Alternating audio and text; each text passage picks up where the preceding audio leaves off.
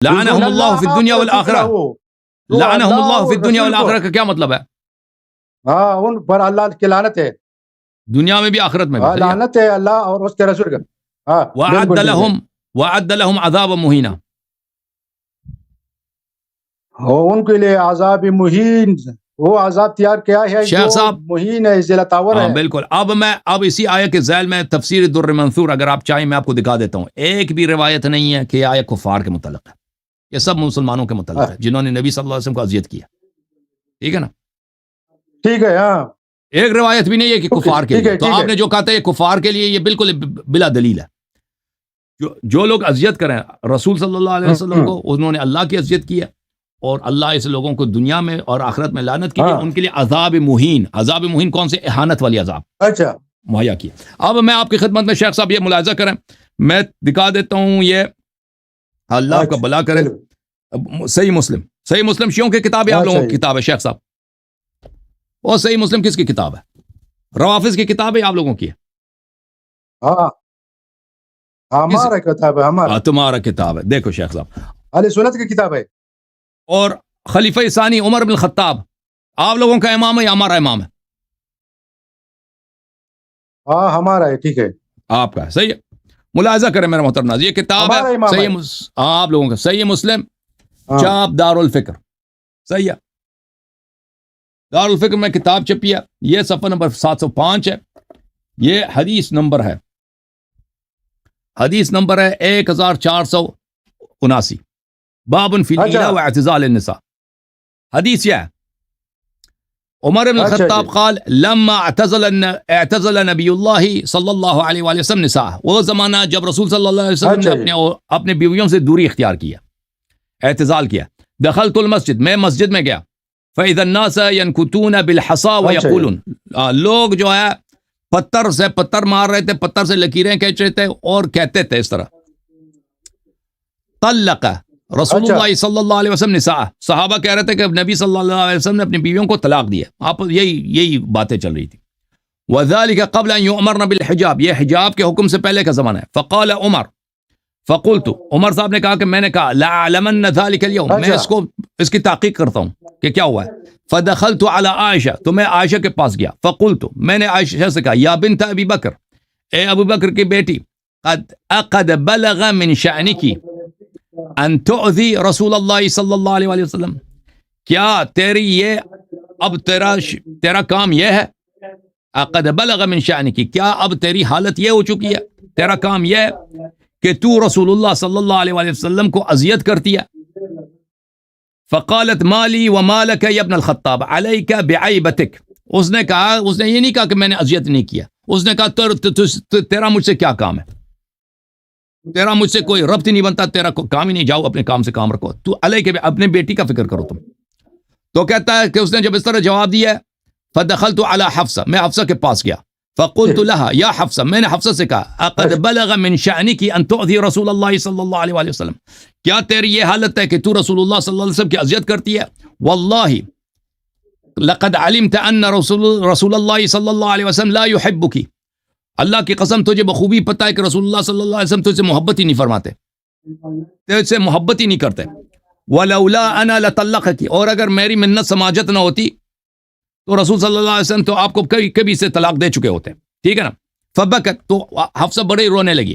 تو اب آپ سے بات عرض یہ ہے شیخ صاحب، آپ نے خود قرآن کی آیت کا ترجمہ کیا کہ جن لوگوں نے نبی صلی اللہ علیہ وسلم کو اذیت کیا ان پر اللہ نے دنیا میں بھی لعنت کیا. جنہوں نے نبی صلی اللہ علیہ وسلم کی اذیت کی، اللہ تعالیٰ نے فرمایا کہ میں نے ان کو دنیا میں بھی لعنت کی، آخرت میں بھی لعنت کی، اور ان کے لیے عذاب، اہانت والی عذاب میں نے تیار کی ہوئی ہے.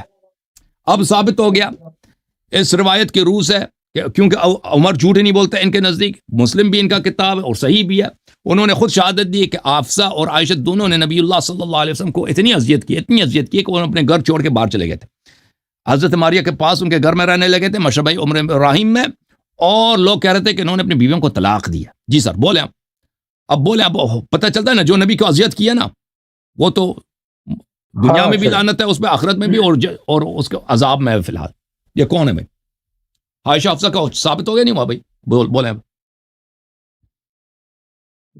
یہ تو تم کہتے ہو گھر میں تو تھوڑا بات مات آتی ہے نا, اذیت کیا نا, اپنے شوہر اور گھر میں اذیت کرنا جائز ہے؟ نبی کا گھر میں اذیت کرنا جائز ہے بھائی؟ یہ اذیت جو ہے نا, یہ تو کافروں کے لیے ہے. کافرون جو اذیت دیتے تھے رسول علیہ السلام کو کہ یہ دعوت نہ کرے, یہ اسلام کی تبلیغ نہ کرے, اور رسول علیہ السلام کو میں نے عرض کیا کہ در منصور دکھاؤں, ایک حدیث بھی نہیں کہ کافروں کے لیے آیا, سب یہ آیا مسلمانوں کے لیے, ہے نا. عائشہ کا افسا کہ یہ ارادت سب کے لیے, سب جو بھی اذیت کرے, جو بھی نبی کے اذیت کرے, مسلمان ہو یا کافر ہو, فرق نہیں پڑتا, بیوی ہو یا غیر بھی ہو, فرق نہیں پڑتا, وہ اس پہ اللہ کی لعنت دنیا میں بھی آخرت میں, اور اس کے لیے عذاب مہین ہے. اور میں نے ثابت کیا آپ کو اپنی کتاب, آپ نے امام کے قول سے, عمر بن الخطاب کے قول سے, کہ نبی صلی اللہ علیہ وسلم سے محبت بھی نہیں کرتے تھے, ان کو چھوڑ کے چلے گئے تھے, اور انہوں نے خود اقرار کیا کہ انہوں نے نبی کی اذیت کی. اب بتاؤ جی.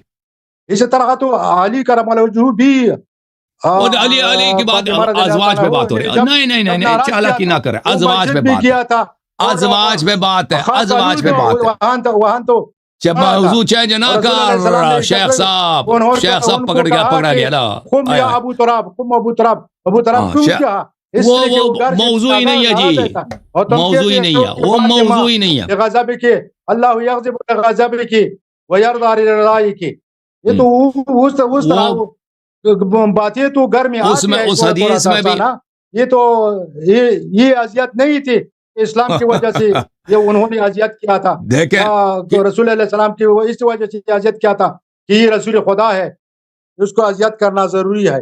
ہاں, تو میرے محترم ناظرین, کسی شیعہ حدیث میں نہیں ہے کہ علی علیہ السلام نے کبھی رسول صلی اللہ علیہ وسلم کی اذیت کی ہو, یا فاطمہ الزہرا سلام اللہ علیہا نے کبھی ان کی اذیت کی ہو, یا فاطمہ الزہرا سلام اللہ علیہا نے کبھی امیر المومنین علیہ السلام کو اذیت کی ہو, یا بالعکس. یہ کسی شیعہ حدیث میں نہیں ہے, بلکہ شیعہ حدیث میں یہ ہے کہ حضرت رسول صلی اللہ علیہ وسلم آخرت تک امیر المومنین علیہ السلام سے پیار کرتے تھے, کمال کی محبت کرتے تھے, اور فرماتے تھے, اور امیر المومنین سے فرماتے تھے کہ میں نے ایک ذرہ برابر بھی ان کی کبھی نافرمانی نہیں کیا.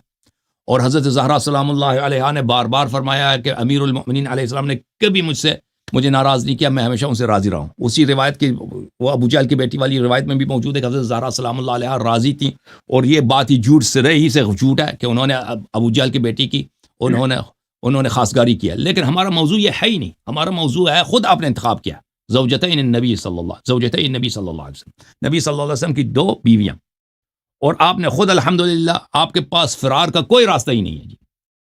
آپ پھنس گئے ایک ایسے کارنر میں, ایک ایسے گوشے میں پھنس گئے, ایک کسی جگہ بھی آپ فرار نہیں کر سکتے. یہ اذیت تو اس لیے وجہ نہیں تھا نا, بشار اسد تو فرار کر گیا نا, بشار اسد چلا گیا روس, آپ تو کہیں نہیں جا سکتے. رسول خدا ہے, اس وجہ سے وہ ان کے دل میں اذیت کرنا ہوا تھا. وہ یہ بیوان جو بیوی اذیت کیا نا, وہ کے تھے, وہ اس کے لیے یہ اذیت کے لیے یہ باتیں تو نہیں وہ شرط تو آپ لگا رہے ہیں نا, السلام کو اذیت پہنچے. اگر کوئی نبی صلی اللہ علیہ وسلم کے اس لیے اذیت کرے کہ یہ پیغمبر ہے, صرف یہ حرام ہے, باقی حرام نہیں ہے. ویسے یہ تو آپ بنا رہے ہیں نا. کس وجہ سے یہ عمر نے کس وجہ سے یہ باتیں کی تھی, کیوں رسول علیہ السلام کی گھر گیا تھا, کس وجہ سے؟ دیکھو نا, آپ حدیث پڑھو, جواب دے دو. آپ حدیث کے استاد آپ ہیں, آپ جواب دے دو نا. جو بھی ہو, جس وجہ سے بھی گیا ہو, اس حدیث میں واضح اقرار ہے کہ عائشہ ہر افسر نے رسول اللہ صلی اللہ علیہ وسلم کی اذیت کی ہے, اور قرآن نے حکم بتا دیا جو رسول صلی اللہ علیہ وسلم کو اذیت کرے. بس اب آپ قرآن پہ تصدیق نہیں کرتے تو یہ آپ کی اپنی مشکل ہے نا. جب ابو بکر عمر عثمان کی باری آتی ہے, عائشہ حفصہ کی باری آتی ہے, تو وہاں پہ قرآن بھی ختم ہے, وہاں پہ حدیث بھی ختم ہے, ادھر کچھ بھی نہیں چلتا, ادھر اللہ کا کلام بھی نہیں چلتا نا. فرق ہی نہیں پڑتا. رسول صلی اللہ علیہ وسلم کی اذیت چھوٹی یا بڑی بات پہ وہ حرام ہے. اتنا اذیت کیا تھا نا کہ گھر چھوڑ کے چلے گئے تھے. آپ نے کبھی, شیخ صاحب مجھے بتائیں, آپ کی بیوی نے کبھی آپ کو ایسے اذیت کیا آپ گھر کے چھوڑ کے چلے جائیں؟ گھر ہی چھوڑ کے چلے, لوگ کہتے ہیں کہ آپ کے ساتھ بھی ہو سکتا ہے, وہ تو بڑا معاملہ ہوگا نا. کوئی چھوٹا معاملہ تو نہیں ہو سکتا نا, کوئی چھوٹا معاملہ تو نہیں ہو سکتا, کوئی چھوٹا معاملہ ہو سکتا ہے, چھوٹا معاملے پر ہو سکتا ہے, چھوٹا معاملے پر ہو سکتا ہے. گھر چھوڑ کے نبی اللہ دیکھیں, نبی اللہ صلی اللہ علیہ وسلم کا صبر ایوب کے صبر سے 1 لاکھ 1 ملین 1 ٹریلین بے نہایت بڑا ہے. اگر وہ گھر چھوڑ کے جاتے ہیں تو یہ چھوٹا معاملہ نہیں ہو سکتا. اور لوگ کہتے ہیں انہوں نے طلاق دیا ہے, چھوڑا تھا किस वजह से छोड़ा था तो ये बताओ ना। جو بھی تھا بڑا معاملہ تھا نا اذیت سخت کی تھی ان لوگوں نے پھر فرق کیسا نہیں بڑا پڑتا معاملہ تھا نا، جیسا فرق ہی نہیں بتا رہا پڑتا فرق ہی نہیں پڑتا کیا نبی رسول معصوم ہے رسول کا صلی اللہ علیہ وسلم کا قصور ہو ہی نہیں سکتا جس نے بھی اذیت کی ہے پیغمبر کے اس معاملے میں پیغمبر کا اگر آپ کہتے ہیں پیغمبر کا قصور ہے تو آپ کافر بن گئے بھائی غلط فہمی بھی کافر ہو بن سکتے ہیں نا، غلط نبی فہمی بھی ہو کیا نبی کا قصور ہو سکتا ہے اچھا نبی کا قصور ہو سکتا ہے ہاں غلط فہمی بھی ہو سکتے ہیں. نبی کی غلطی ہو گئی جی نبی اب غلط عائشہ کو فہمی بچانے کے لیے غلط فہمی سبحان کیا؟ اللہ ان کا دین ہو گیا غلطی بھائی ہو سکتی ہے. شیعو مسلمانوں دیکھ لو کہتا ہے نبی کی غلطی ہو سکتی ہے جی ایک عائشہ کو غلطی- بچانے غلطی کے لیے بھی ہو نبوت سکتے سے ہیں. ہاتھ اٹھا لیا عصمت سے ہاتھ اٹھا لیا سبحان اللہ شیخ صاحب داڑھی سفید ہے اچھا قبر میں یہ جواب دو گے کہ نبی کی غلطی تھی قبر میں تجھ سے حساب ہوگا اور روز جزا تو نبی صلی اللہ علیہ وسلم سے کیا منہ دکھاؤ گے کہو گے کہ آپ کی غلطی تھی کس وجہ سے رسول اللہ صلی اللہ علیہ سبحان وسلم نے اللہ. چھوڑا تھا سبحان کس اللہ وجہ سے چھوڑا سبحان تھا؟ اللہ عائشہ نے اذیت کی تھی میں تو- حفصہ نے اذیت کی تھی بیوی نے بیوی برے ہیں بیوی برے ہیں اس لیے کہ- گھر کس- چھوڑ کے گئے تھے کس بات پر نبی کی اذیت غلطی کیا نہیں تھا؟ ہے نبی کو بچانے کس کے لیے بات پر کہتا ہے اذیت نبی کیا صلی اللہ تھا؟ علیہ وسلم کو پتہ نہیں تھا جی غلط فہمی ہو گئی تھی نبی کو غلط فہمی ہو گئی میں تم سے کہتا ہوں سب کہ لوگ کس کہہ بات رہے ہیں سے کہ بیویوں کو وہ- طلاق دیا اتنا بڑا معاملہ ہو گیا پورے لوگ باتیں بنا رہے ہیں تو وہ غلط فہمی ایسے اتنے غلط او بھائی اتنے لاپتہ آدمی کو لوگ اللہ کہتے نے تھے لیکن اپنے گھر کا طلاق نہیں نہیں پتا دیا تھا اس کو نا. اللہ نے نبی بنا دیا